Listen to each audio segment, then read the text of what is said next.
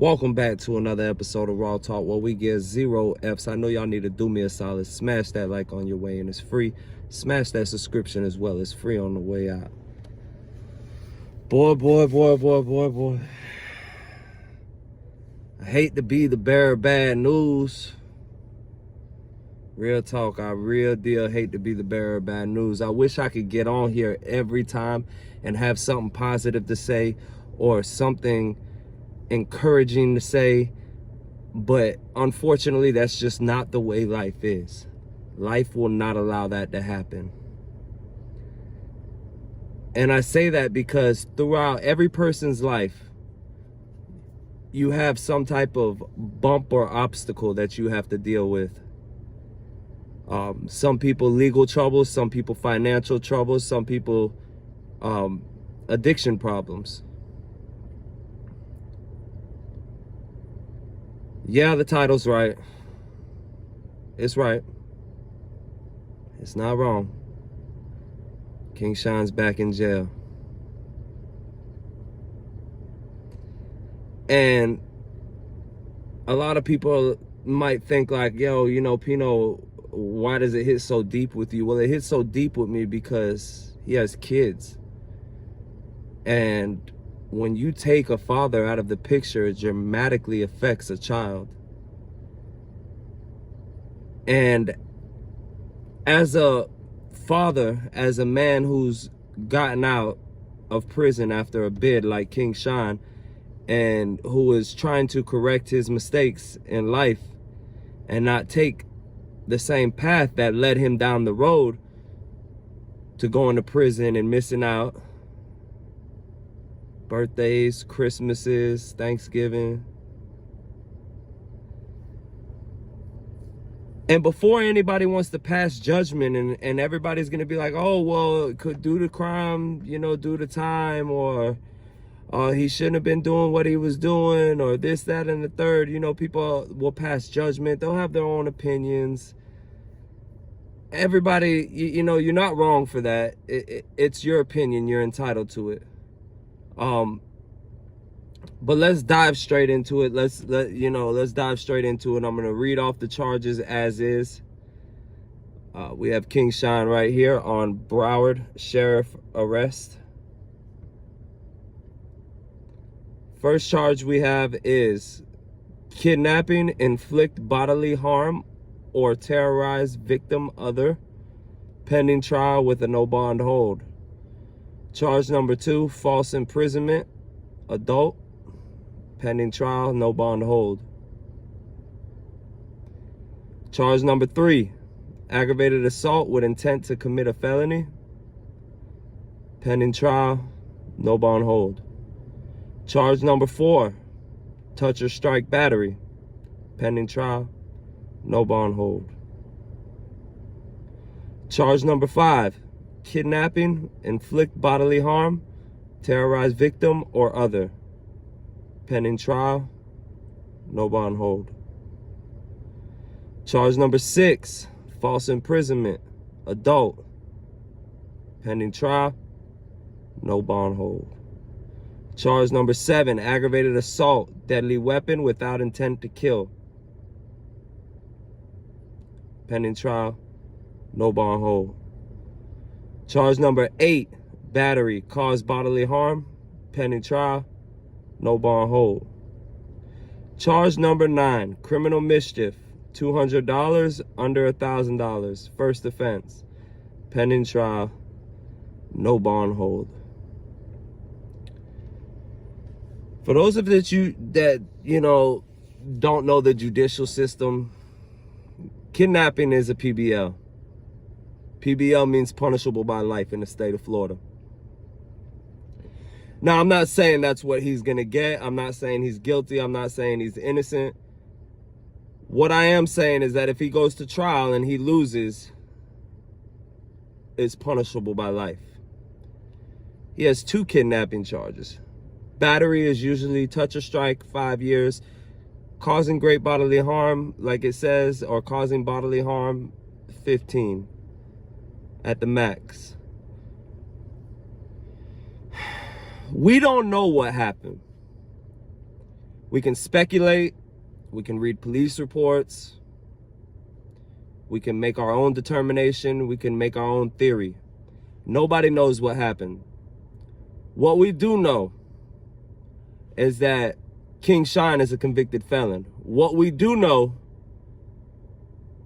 is that he's probably going to be listed as a violent career criminal. What we do know is when the police arrived, most likely they looked at him as the bad guy as soon as they ran his name. And that's just what we deal with as ex-convicts. We deal with it on a daily. If the police, stop you and you don't even have to be doing anything wrong, but they're looking for something wrong, because when your name gets run in that system, they see your record. They see what you've been convicted of. If you have firearm charges, it'll pop up in their computer. They'll say maybe armed or dangerous. They'll call for a second squad car. We as convicted felons have such a big struggle in the outside world and adapting to society. Now, I don't know what happened in his situation whatsoever. I don't know. What I do know is he has a family. What I do know is, not only do victims suffer from these type of crimes or alleged crimes, because we don't know what happened. We don't know if he got into an argument with a girl and her sister. We don't know what happened. We don't know if it was a dude. We don't know a girl and his man. We don't know. It's two individuals, two kidnappings, aggravated assault, false imprisonment. False imprisonment means he did not let somebody leave the premises where they were at. I don't know if it was a residence or a building, but false imprisonment basically means, hey man, you cannot leave. You can't leave. You can't get out of here. Now, is he guilty or innocent? Like I said, I've said it 3 times already. I don't know. But what I do know is when they arrived at the scene, they treated him as guilty, as a guilty party. You as a convicted felon, me as a convicted felon, anybody who has a felony on their record or some type of record, you have to keep your nose so clean. So clean. And it's not hard. It's not hard at all. But we as humans, we fall we fall into temptation. And I don't know what anybody else's temptation might be, whether you're a drug addict, whether you're a money addict, whether you're a porn addict. I don't care. I don't know what your temptations are. It's not up to me to judge you.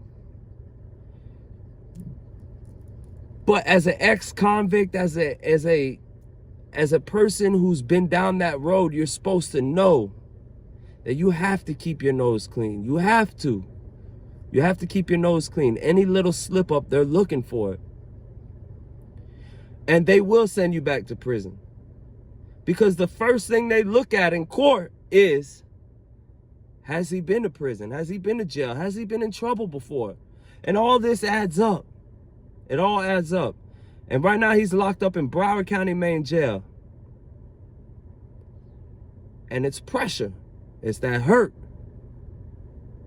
Because he's been uprooted from his family.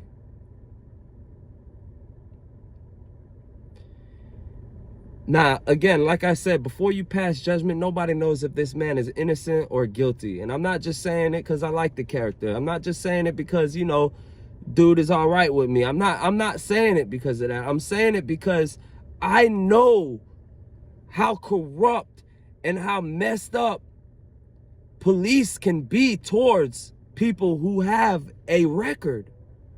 And I know that they can take one person's story based on the fact that that person doesn't have some type of record. You understand?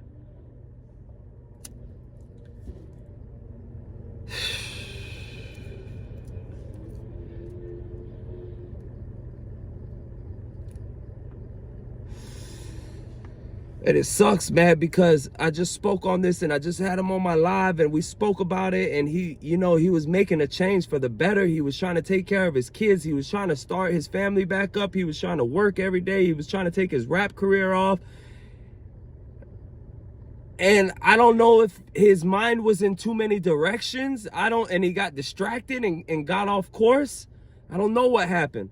But all we can do, the people who genuinely support him, or the people who genuinely listen to his music or are fans of him or supporters, whatever you want to call yourself, all we can do in this situation is not bring him down, not talk negatively on him, and hope for the best and pray for him. Pray to your higher power. Because the system is bad, man. And a lot of people might, you know, oh, well, it's whatever, you know, he'll be back out. And these are life-changing charges. These are not charges that you can just sweep under the rug, or, you know, maybe get a couple years, or, you know, some probation or something. These are serious charges, and I hope he beats them. I hope that they get disposed. But if we're looking at reality, this is the Broward County judicial system, and they will do anything and everything to make a charge stick. And when they make that charge stick and they take you to the door, they offer Buck Rogers numbers, football numbers. They offer unbelievable numbers. 30 years, 40 years, 50 years. So you're forced, your hand is forced to go to trial. And then you go to trial and you lose life. I've seen it. I've seen it so many times. I've seen people get 15 mandatory years for a burglary.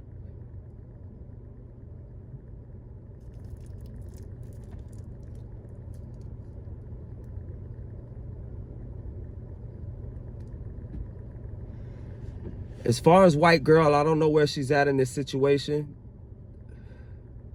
I don't know if she was involved. I don't know anything about that. But if anybody wants to reach out to King Shyne, or, you know, show some type of support, maybe send him a postcard. Costs 42 cents to show some support and put a smile on somebody's face. You know, I don't know how much postage is, but it doesn't cost much to put a smile on somebody's face. DM me, I'll give you the information. And yeah, support the brother, man. At this time, this is a time when the brother's at his lowest, man. He's at his lowest in life, man. He's had everything ripped from him, uprooted, and put into a concrete cell. So just pray for the brother, man. I appreciate everybody tuning in, man. That's the latest news on the YouTube podcast, the YouTube streets, the YouTube drama, the YouTube genre, whatever you want to call it, man. I appreciate it, man. Make sure y'all smash that like, man. I appreciate everybody tapping in, showing love, man. Free King Shyne. I love y'all.